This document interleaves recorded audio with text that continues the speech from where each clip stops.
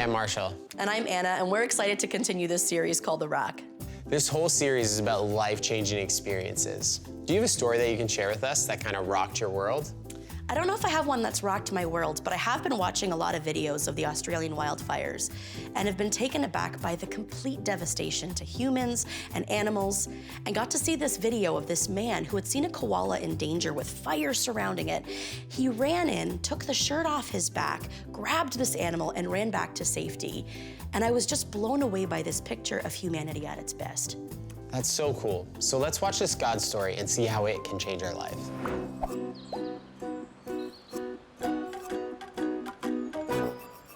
Did you know that some snails can sleep for as long as 2 years?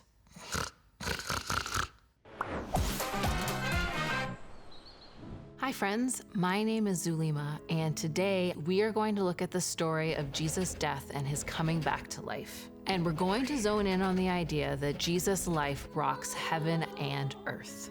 But I guess I should start where things turn dark. It was a Thursday evening and Jesus was with his disciples. And towards the end of the meal, Jesus began to wash the feet of his disciples. He did this to show his disciples what it really looks like to love and serve others.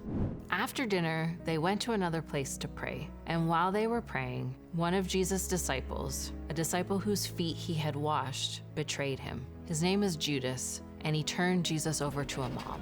They took Jesus to the home of Caiaphas, the high priest, and there was also a council of leaders there with him. They also tried to get people to lie about Jesus and say that he had broken God's law. Then the high priest said, "Tell us if you are the Messiah, the rescuer, the Son of God." And Jesus said, "It is as you say, and I will be seated at the right hand of God." And that was all they needed to hear. They said that he was a liar and he deserved to die. They spit in his face and beat him. Early on Friday morning, they tied Jesus up and led him to Pilate, who was the governor at that time. And Pilate tried to talk to Jesus and ask him some questions, but Jesus didn't say anything about the charges that were brought up against him. Pilate, he didn't believe that Jesus deserved to die, so he gave the people a choice. He asked them if they wanted him to release Jesus or this well-known prisoner named Barabbas. The crowd shouted for Barabbas to be released. And then when Pilate asked them what should be done with Jesus, the crowd shouted, "Crucify him." And Pilate asked them why, and all they did was shout even more for his death. Pilate handed Jesus over to be hung on the cross. On the way, there was a man named Simon, and they forced him to carry the cross all the way to Golgotha. And that place is also known as the place of the skull. They nailed him to the cross and divided up his clothes, and the soldiers sat there and kept watch over him. And as people walked past Jesus, they hurled insults at him. Soon heaven and earth would be rocked by his death. And from noon until 3 o'clock, the earth was covered in darkness. After Jesus cried out, he died. And then there was an earthquake, and the curtain in the temple was torn from the top to the bottom. Eventually, his body was taken down, and it was buried in a tomb, and a huge stone was placed in front of it. Pilate also sent guards to the tomb because the religious leaders were afraid that all of Jesus' followers would break into the tomb and take him out and claim that he had risen from the dead. So there were guards there, there was a huge stone in place, nothing and no one was going to get in there. And while we know that he didn't stay dead, his disciples at the time didn't know that. All they knew was that their friend, their teacher, the person that they had called their rescuer and their Messiah had died. Even though Jesus had told them all of this while he was with them, that he was going to die and come back to life, it just didn't seem to register in their brains that he wasn't going to stay dead. Let's read what happened next. Suddenly, there was a great earthquake, for an angel of the Lord came down from heaven, rolled aside the stone, and sat on it. His face shone like lightning, and his clothing was as white as snow. The guards shook with fear when they saw him, and they fell into a dead faint. So there was this powerful earthquake, and again, heaven and earth were rocked. Have you ever noticed that in this story before? Then an angel rolled back the stone, that huge stone, and he sat on it. And the guards who were supposed to be guarding the tomb were so freaked out that they fainted. The angel told the women not to be afraid, that Jesus wasn't there and that he had risen. The angel showed them where Jesus had been lying, but he wasn't there. The angel also said to them, "Go and tell his disciples that Jesus is alive and that he is going ahead of them into Galilee, and they will see him there." So the women hurried away from the tomb. They were afraid, but they were also filled with joy. And on their way, Jesus appeared to them and he greeted them. And immediately the women bowed down at Jesus' feet and started to worship him. Then Jesus said to them, "Don't be afraid, and go and tell my brothers to go to Galilee. There they will see me." It's pretty cool that Jesus, in a time when women were looked down upon and viewed as second-class citizens, asked these women to share that very important message of him coming back to life. And what a message. It is definitely great news, friends. Not only does Jesus' death rock heaven and earth, but his life does too. And this rising from the dead, this resurrection, it rocks the whole world. And it shows that Jesus is stronger than death and that he is who he says he is. Jesus' life rocked me, and it can rock you, and it rocks heaven and earth. Thanks for spending your time with me today. I really appreciate it. You know, Jesus' death didn't go unnoticed. But when he was raised from the dead, this was no small thing either. In fact, it was such a big deal that it literally shook the earth.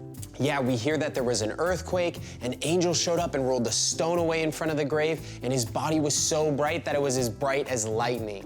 That's kind of crazy. We want to share a story with you, and this may not be about earthquakes, but let's watch how Joshua and his parents experienced a life-changing moment.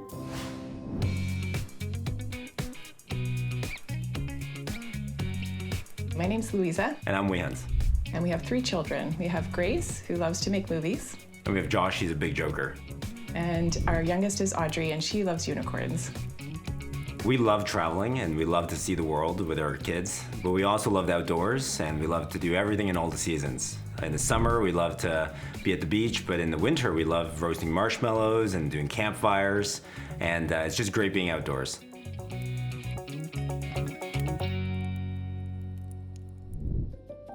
So when Joshua was 6 months old, he had a very major seizure. I brought Joshua to Sick Kids Hospital to get assessed there, and after the testing, they determined that it was epilepsy. An epileptic seizure happens when sudden abnormal electrical activity moves through a part of a person's brain. They might have loss of consciousness, sudden uncontrollable movements, or they might only briefly lose consciousness, have a staring appearance, and then feel confused afterwards. Or very mild, uncontrollable movements in one part of the body while a person is still awake. Unfortunately, the initial medication that they tried was not controlling the seizures, and so eventually they tried another second medication at the same time, and that also did not control the seizures, and we were told it was very severe. He was having 6 seizures a day, which we understood was very severe because 3 seizures in a month is considered very severe epilepsy. We were really frightened and really scared, and we cared so much for Josh, but then seeing how hard of a time he was having and that the doctors actually said, look, I don't think it's gonna get better. One day when I was just feeling very discouraged, it was just such a difficult time seeing Joshua go through all this, then I turned to the Bible for some comfort and encouragement. So I opened the Bible to Matthew chapter 4, and I was amazed because it was talking about Jesus healing these different people with different diseases, people that have been paralyzed, and it specifically said people with seizures. So that just jumped out of the page at me, and I felt like God was saying, you know, I'm powerful, I can do this, and I can heal him. So that helped us to just put our trust and faith in God that he does have the power to do this still.